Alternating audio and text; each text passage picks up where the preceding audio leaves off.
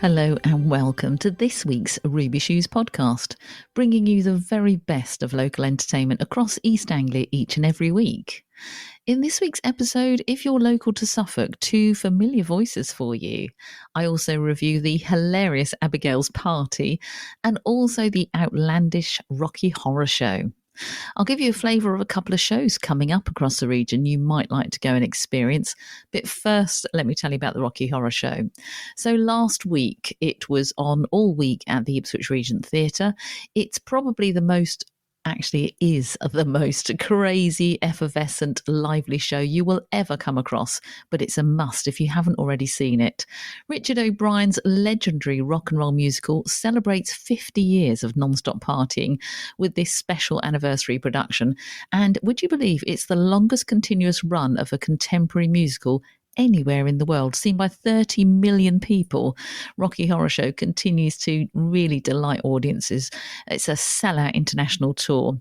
Now, the cast were absolutely full of life and energy. There were some also great performances and singing too, particularly with Stephen Webb as Frankenfurter, who apparently has been acting for 20 plus years, and until Rocky Horror came along, he'd never worn makeup before.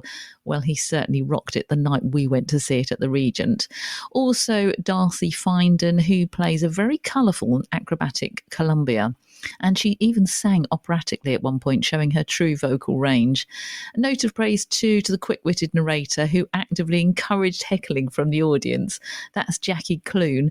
You might have seen her in Father Brown or EastEnders. She's done so much. Apparently she's just finished filming The Great Escaper with Michael Caine and Glenda Jackson. So we'll look forward to seeing her in that. She's also a stand-up comedian and the author of 4 books. So well done to her.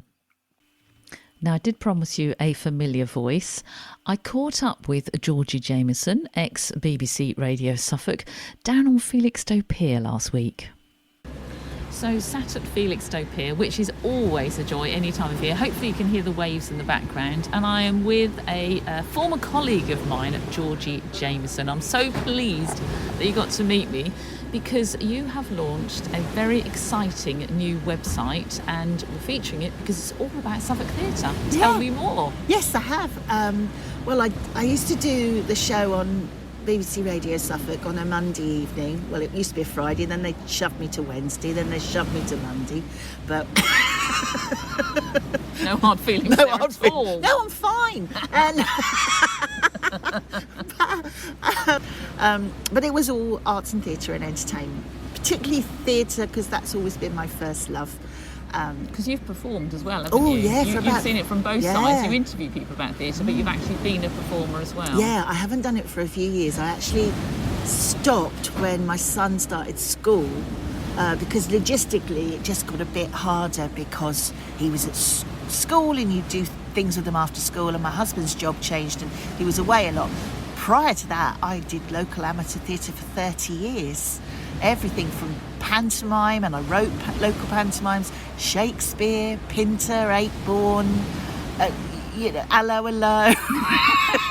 All of the above. All of the above and more besides. And I kind of a bit of everything really. And I loved it and I wanted to be a professional actress. And unfortunately that didn't happen.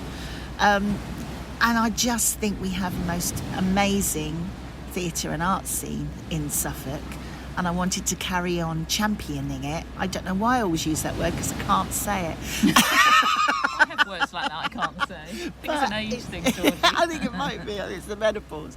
But I felt there was a gap there that needed to be filled, and a place where people could go for what's-ons and list those, reviews, theatre news as well, like when people have maybe moved into a new theatre, new premises, or they've got some funding, or they're doing a project, or they've got a sponsor, or something like that. Stuff that we would have talked about on the show, really.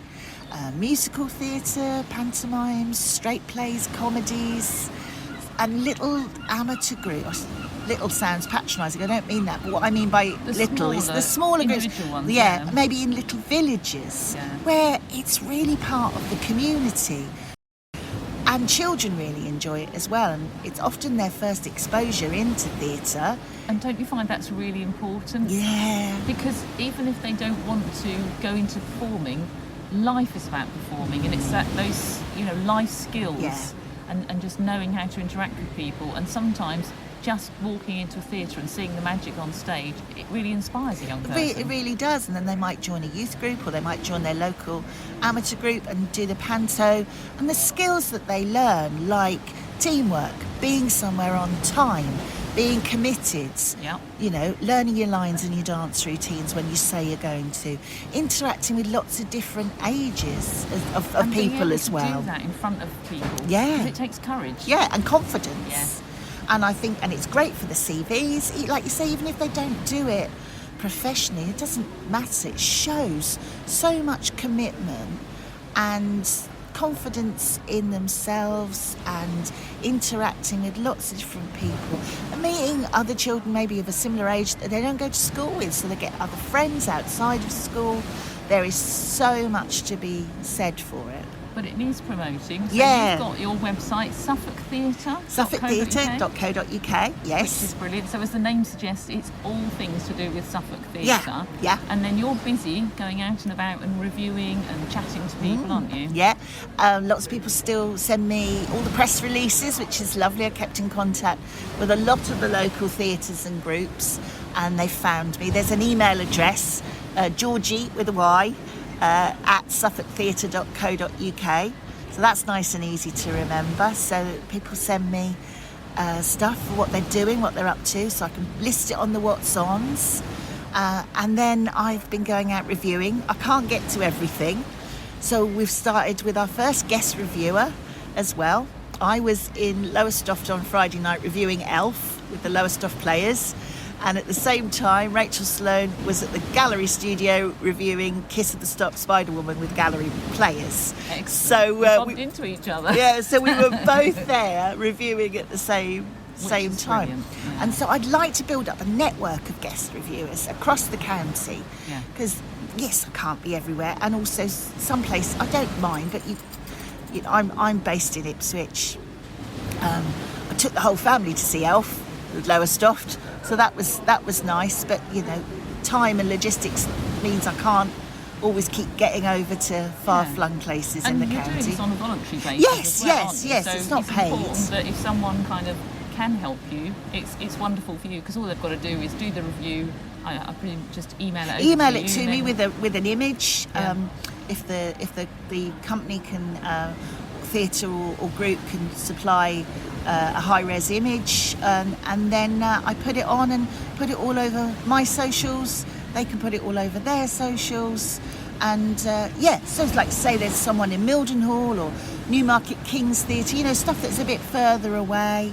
But we still want to cover it, But we still want to cover it, So, and I want to encourage people to write, go and see their local groups and their local theatres, and build up this network of guest reviewers. Brilliant. So they can email me and say, yes, I'm going to go and see something. Or if I get offered press tickets and I can't go, I could always pass them on to that person, because there'll be e-tickets, won't they? So it's easy enough. It's easy enough to do, and it would be lovely to have this kind of network, this community of theatre goers and theatre lovers, or maybe people who don't normally go.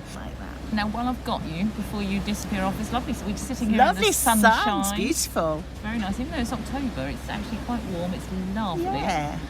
You're also going to be back in Felixstowe for the Wham Fest, aren't you? I am, So yes. Tell me, I've already spoken to Laura Locke, who was the founder, and we put that out on this week's podcast.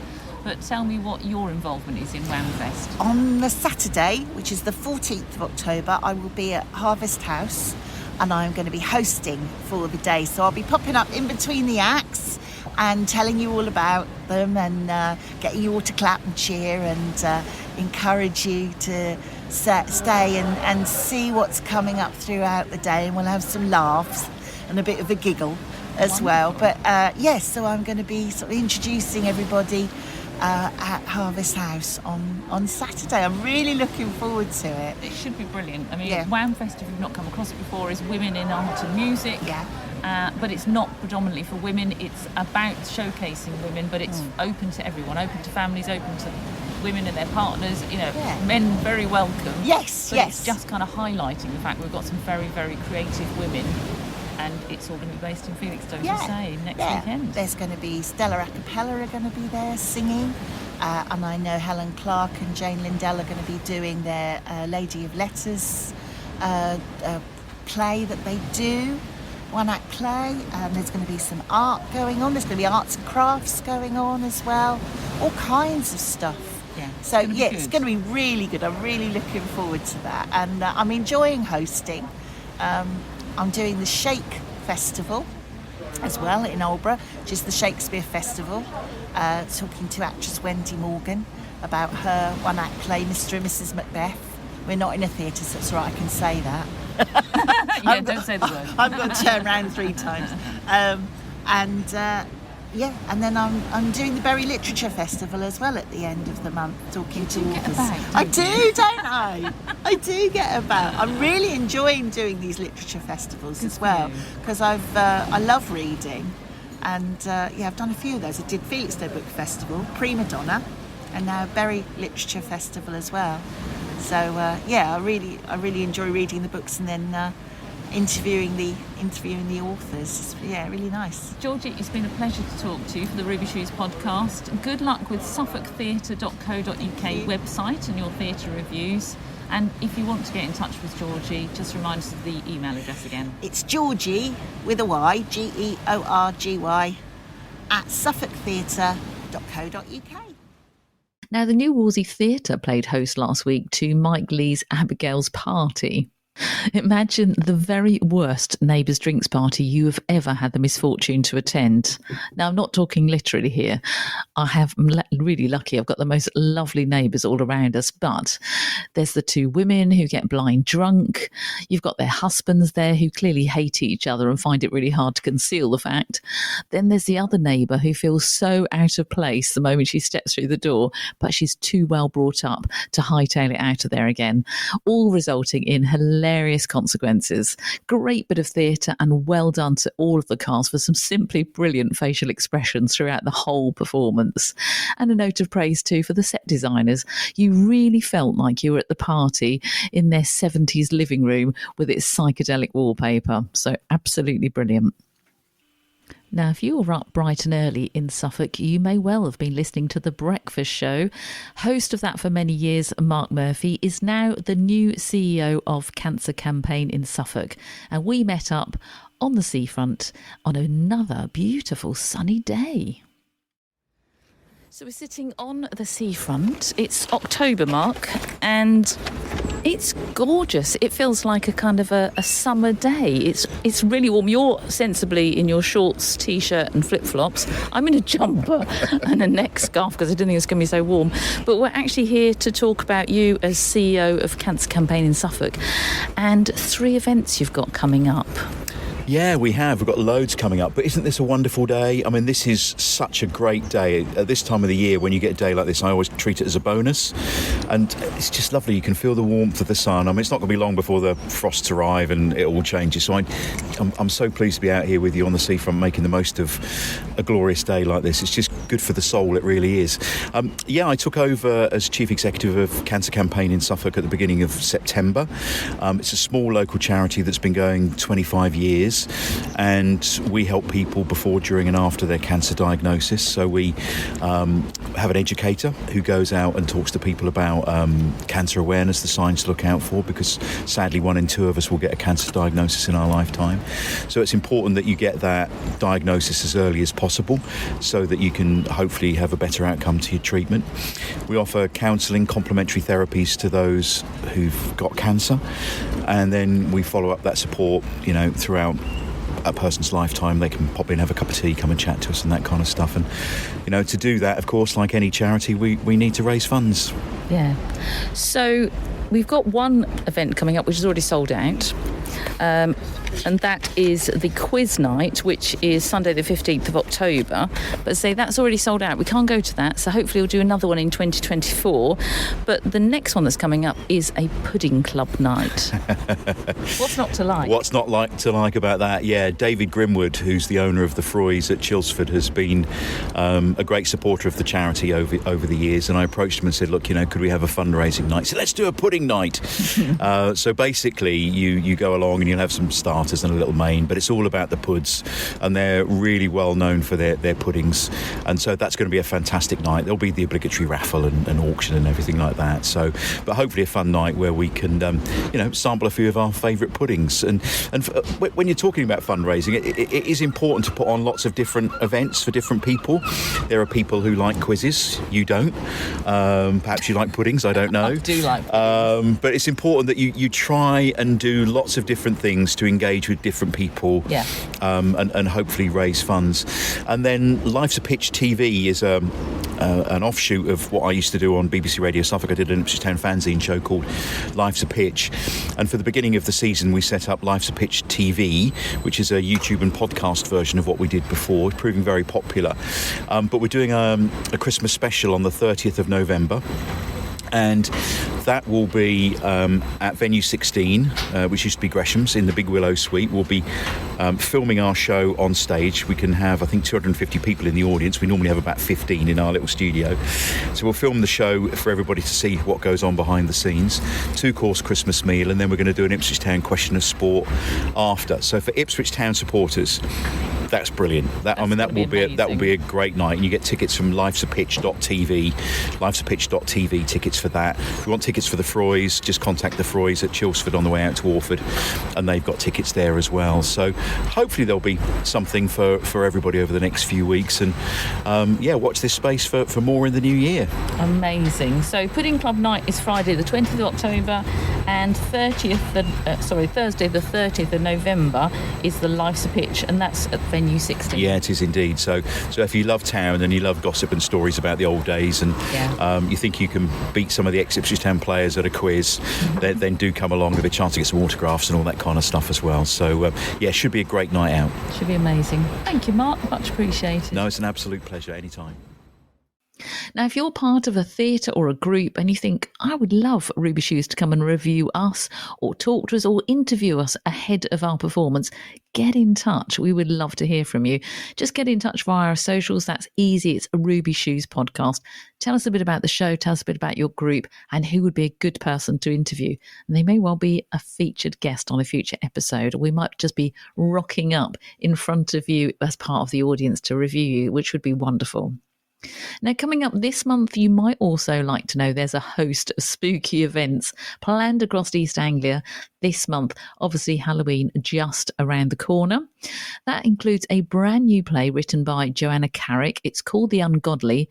Take a listen to the trailer. 1645. The darkest truths can only be the work of Satan.